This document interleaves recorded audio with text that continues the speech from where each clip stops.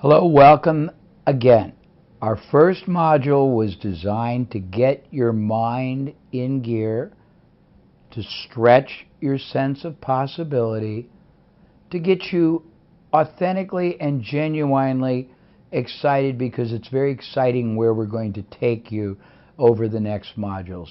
So today we're going to start getting a little deeper, but I believe the first priorities are always to get you very solidly grounded. So today we're going to talk about drivers of performance. Because no matter what kind of a business you decide to go into or pursue or acquire or partner with, you're going to have to know how to maximize performance. Now, why are you going to have to know that? Because your advantage in business, it results from your ability to gain higher and better outcome, performance, results from time, from effort, from access, meaning ads or calling on somebody one-on-one or being at a trade show. And you can't get higher results or performance if you don't first understand some of the principles that drive everything. Now, I believe in the last module, and I may not have done this, but I think so, I explained to you that 2% of what happens to people in business are what we would call acts of God. It just means things you can't control. 2%. 98% are the result of actions you take or don't take, of decisions you make or don't make, and of factors and forces and principles and elements that either you understand and control or that you allow to control you. My goal by the end of the last module is to see everybody that is taking this, starting some kind of an enterprise, full-time, part-time, having the highest level of success possible, and being able to multiply that long-term towards something rather wonderful and rewarding for them. Cannot happen if you don't understand. It's like building a building. If you don't understand the laws of construction, architecture, support beams, you can't build anything that will be strong, tall, enduring. Same thing with any business. So let's look at drivers. And by drivers, I refer to power principles that drive up performance, that are critical to maximizing performance. There are a lot of drivers. I'm going to start with one category and then we're going to move to another. So the first set of drivers are what I call the macro drivers. These are the key elements that give you, in whatever business you want to pursue, the maximum advantage for the minimum effort. These are the ones that even if you don't absolutely understand them masterfully, but you utilize them, they will increase your results. The first one is strategy. Most people in business, in your part of the world, are very tactical. They just do things for the moment. They don't have a master game plan that is driving or fueling or directing everything they do. If you start with the end in mind, and the end doesn't mean when you die, it means when you get your business built to the success level you want. And remember, you can have a part-time business to start with. You can have a small business you're going to grow. You can have a business you're going to use as an acquisition vehicle and end up acquiring or opening 25 more, but you start somewhere. But you know where you're headed, And everything you do, every action you take, every decision you make, every activity you put energy, time, or money in is designed to strategically advance and enhance this outcome. Now, why is that important? Well, first of all, because nobody you compete against is strategic. So you will be far and away, way, way above everyone else in how you think. Secondly, most people just do a bunch of random things occasionally, and they don't really come together towards this bigger outcome. If you have a business model, meaning the whole concept of how your business operates, that is being driven, fueled, and propelled by a great strategy, and that everything you do, your marketing, your promotion, your website, your salespeople are congruent and consistent with this master strategy, everything you do is going to produce a much greater initial and a mammoth greater ongoing effect. Let me try to explain. First of all, most people don't have good business models. What does that mean? It means that they're just trying to sell something. A good business model is a very well thought out strategy.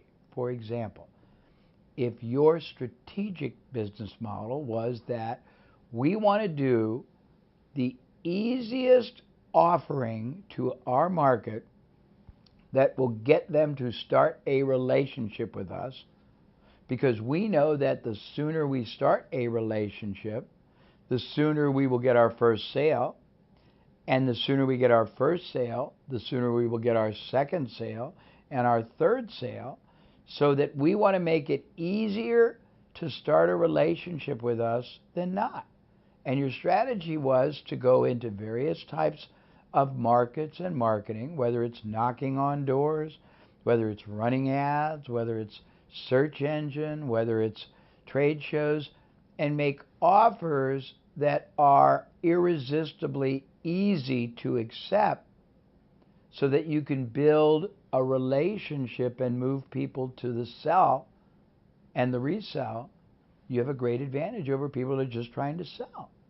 If your business model is to get people started easily and non-threateningly, move them to the first sale, add, if you have multiple products, more products to that first sale, add, if you have a product that is highly reconsumptive, meaning they buy it, they use it, they buy it again, ongoing structure that helps the buyer, the client, keep buying over and over again, add more products or services so that they buy longer periods and they buy more things and you make more profit.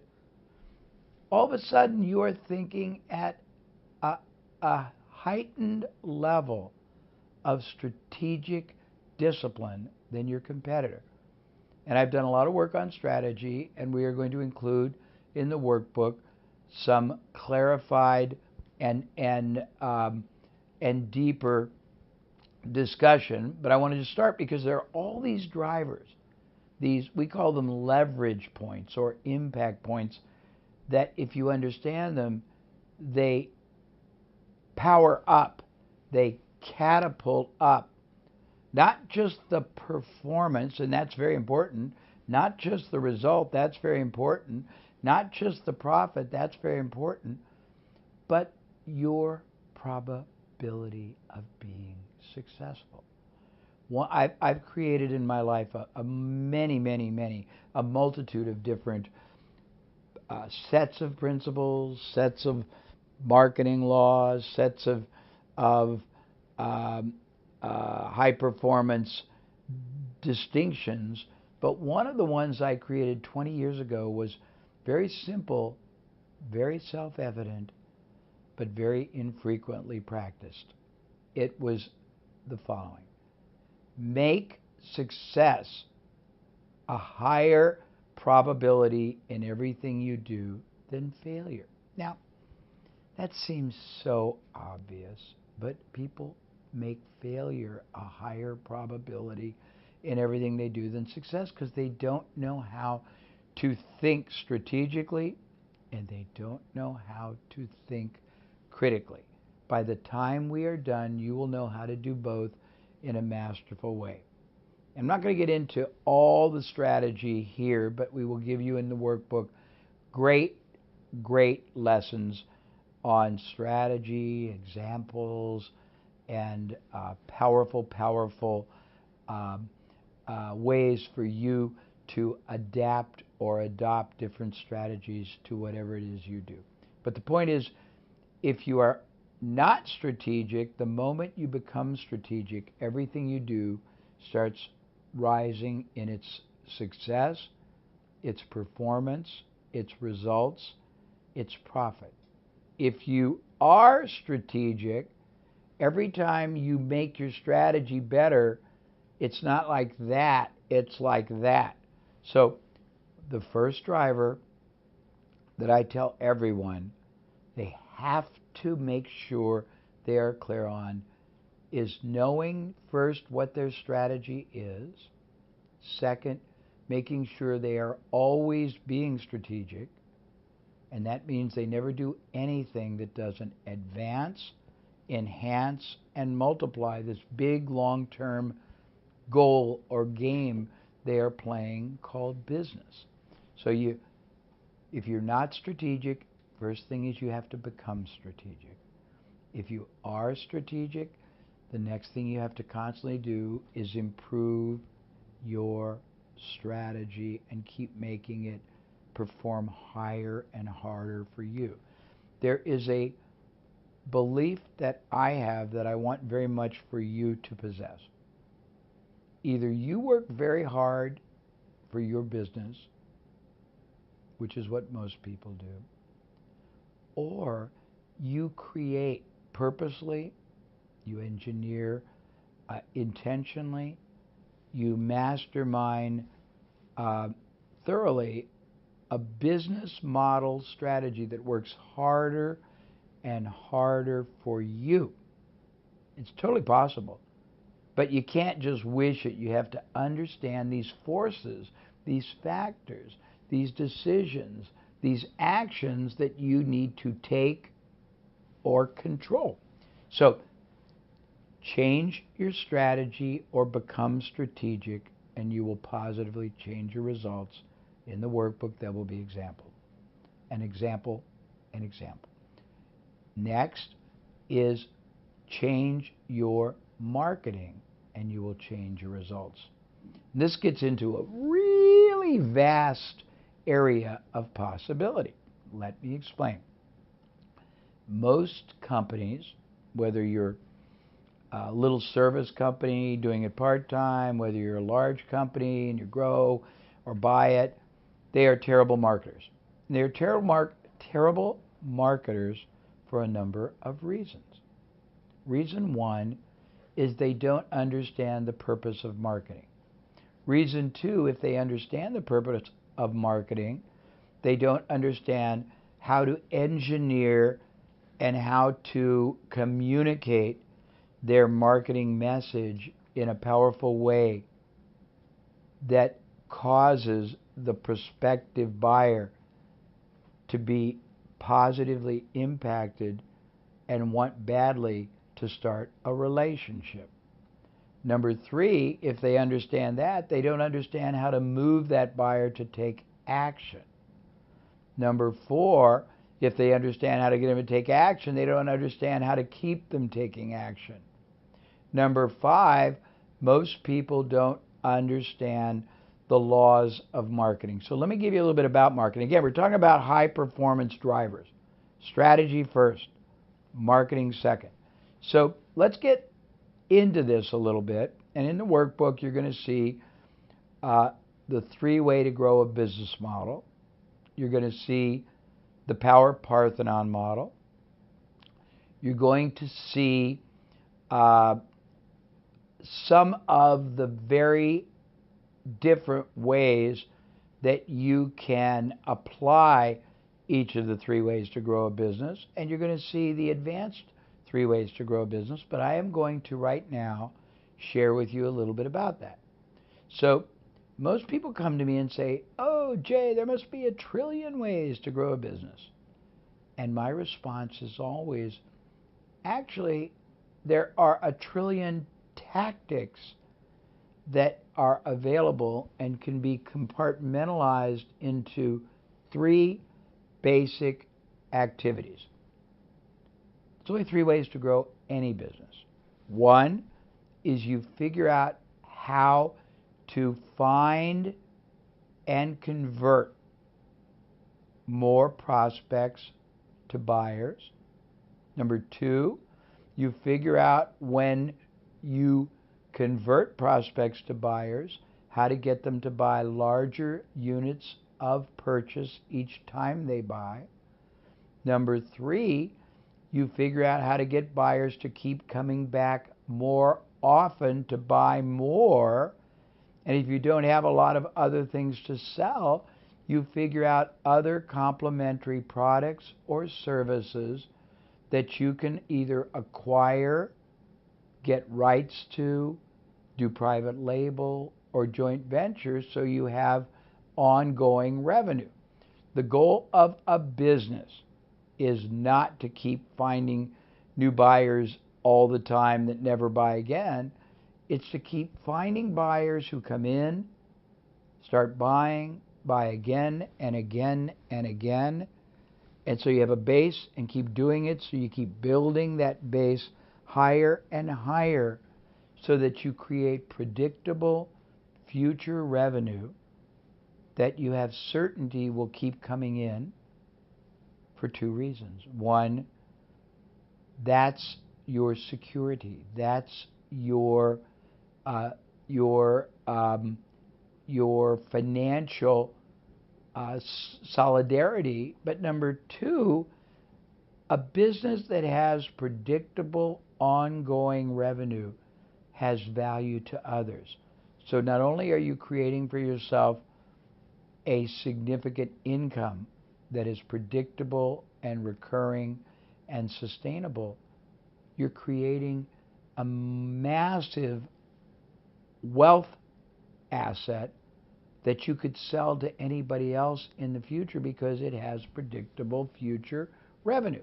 Now, I don't want to get too deep because in the workbook, we show you the 3-way to grow business model, and we show you how unbelievably powerful the leverage is in working them all. Let me talk about the Power Parthenon because it is equally as important, and it is very rarely understood or practiced by anyone. So the Power Parthenon is a very simple but a very powerful way of not just doing business, but owning the category of business you do. And what does it mean? Most businesses that I have looked at worldwide remind me of a diving board. And I'm going to do a visual, but you'll go to your workbook. So a diving board is here's a pedestal, here's the board. The board is the revenue. It's the turnover, whatever you call it there, that people generate. The pillar that supports the board is the one singular way of selling or marketing that most companies do, and it's different. Some have sales forces. Some go to trade shows. Some run ads in magazines. Some do pay-per-click or SEO. Some do, I don't know if they do direct mail anymore in your country, but some do direct mail or catalogs. Some have distributors. But most companies have one primary approach or source of doing business, and that's it. If anything happens to that source, the competitor pays more to get access to marketing, or a competitor hires away your top salesperson, or your top salesperson quits and either does something else or quits and competes against you, if that's the only way you're doing business, you're compromised. So what I try to get everybody I ever help to do, and I'm going to be heartfelt to get you to do this with any business you start, create, buy, partner with, is to create multiple pillars that reach your target market from many different ways. In your workbook, there is a very strong example, and it's just for reference. There's lots of ways you can do it, but if, for example, you started your business just by either having yourself or someone else be the salesperson, and that was the only way you generated business, you would want to try to add many more approaches, and let's call them pillars. One approach could be online marketing. One approach could be getting articles published in online and offline media. One approach could be finding organizations or other companies that sell to the same market who would partner for you. One approach could be starting to go to conferences and trade shows. One approach would be building a systematic referral generating system. One approach would be getting a book written not to make money from, but just to make you a icon in your industry. And I can go on, but the points I'm making are, if you want to build a business, you honestly, more than some of the people already in business, have a great advantage because you're starting. It's like a canvas and you're an artist. You can paint any kind of picture you want. Or it's a glob of clay and you're a sculptor. You can sculpt anything you want. And if you start with the knowledge that the competition doesn't have, if you start with the commitment to only do things that have a much, much higher success probability, you already are way ahead. Now, we're still talking. I'm trying to show you how easy this will be once you put it all together. And I also want to tell you that I need time to build this right. And if we do it together right, by the time we're done, you will be so deeply and masterfully trained. You will have the knowledge of what and where and how the best opportunity for this moment is and where you can take it. You will be able to control your destiny. A lot of people say, I'm going to teach you in 90 minutes how to make $1 million.